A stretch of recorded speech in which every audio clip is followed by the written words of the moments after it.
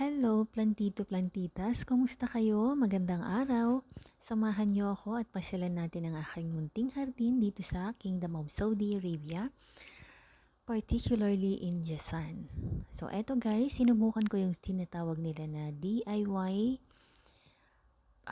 self-watering planters. So, eto naman yung aking version. So, kumuha lang ako ng isang malaking galon. Tapos, nilagyan ko siya ng tubig at saka panali na siyang magdadaluyan ng tubig para madiligan yung aking tanim. So, ang tanim ko na ito ay, according to my employer, is green tea.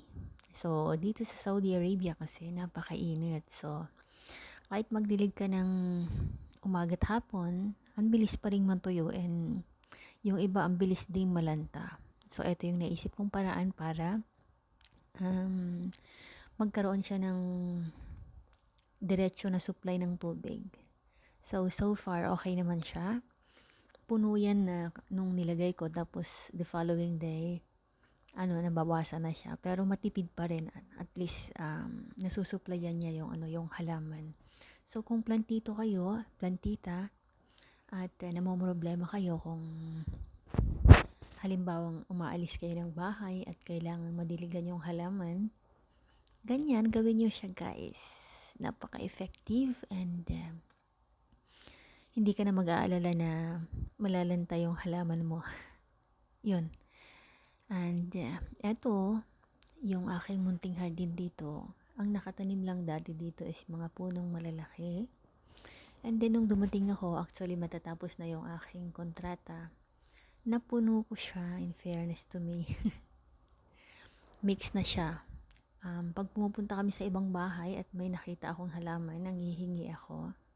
May mga papaya na rin ako, aloe vera, at kung ano-ano pa, may mga sili. Tapos eto, bigay sa akin ng friend ko. Kinuha niya sa park. Etong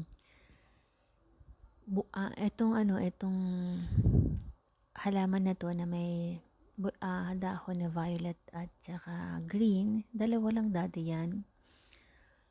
Tapos, ayan na siya, naparami ko siya.